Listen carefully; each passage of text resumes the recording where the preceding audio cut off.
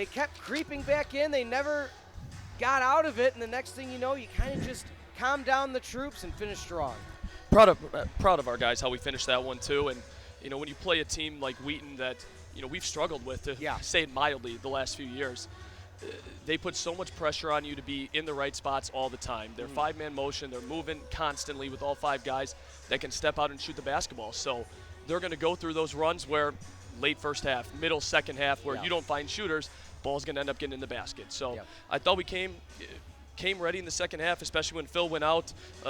Unfortunate incident right there, bloody nose, couldn't get back in the game, but I know he'll be ready to go. Should be fresh at least for Saturday, so that's a positive. But some guys stepped up. Good to have Julian Campbell back. Obviously, he's such a presence on the block against a team that's a little bit smaller outside of the big guy 35. And I've said his name a lot over the years, or throughout the year. Ryan Johnson continues to get better every single day, and not just on the offensive and the rebounding side of it too. Defensively, he's probably one of your most consistent defensive players, using his length well in the right spots all the time and really directing traffic. Before I hand it off to Tyler, Coach, I just got to ask, how have you tinkered so well with the rotation this year? I know I don't want to say that it's mad scientist back in the lab, but it's okay, a guard goes out, we put in a forward goes out, we just rotate the bigs. How is it kind of formulated for you this year? I think it helps having a lot of players that are versatile in how they play. I think we got a lot of guys that can play inside, we got a lot of guys that can play outside, and some people that can shoot the ball in between that can play off nicely.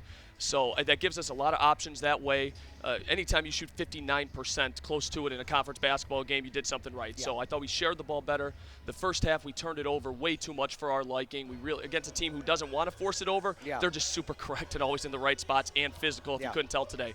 But credit to our guys, we were in the right spots more often, and really proud of how we did it. And, his line at the end of the day doesn't look it, but I thought this is one of Antoine Nesbitt's best games of the year. And you don't look at it from the points. He's had a 25-point game. He's had 11 assist game. I thought his consistency on the floor, getting the ball where it's supposed to be, and, against teams that hedge a lot like Wheaton does, you kind of have to get the hockey assist mode where you drag it, you take that defender with you. Now, ball gets to the big, extra pass. Ball gets to the lift man, into the block. So I thought he did a really good job of not forcing the issue at all and just playing within himself.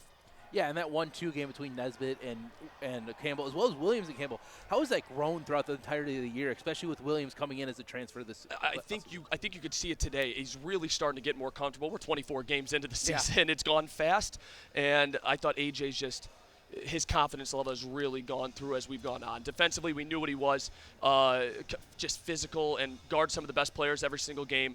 He can shoot the ball. He's above 40% three-point shooter, A.J. Williams, but I think you saw his ability to make the correct pass, found the bounce pass, got around the hedge as well, found some other teammates, and just the ultimate team player. And we had 2 really good days of practice leading into today, which helped. And we wanted to finish this one in the last regular season home game, and start a new win streak at home. We had 11 straight going into this last Saturday, unfortunately, and didn't give our best effort. Credit to Wesleyan there, but wanted to start a new streak and build on it to next Tuesday.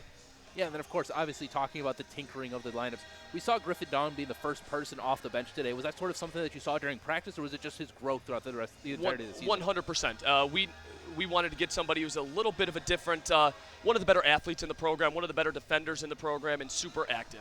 And we thought that would give us a good, jump start early in the game. In the second half, I think you saw him a little bit more defensive rotations late in the game too, and that's a credit to him coming to practice every single day ready to go and earning that trust of the coaching staff to say, I'm going to throw you out there in key times. So really good job by him, and, it's nice to have those pieces that you can go in, whether it's Griffin off the bench, whether it's Anthony Bernero wasn't in today, but we'll get an opportunity Saturday, whether it's Tanner Lamb, and it's nice to have those guys that can play in different types of basketball games. Sure. Talk us through, the mindset now, Coach. We know next Tuesday, home game, of course, TBD, who the opponent is. How do you kind of plan for that?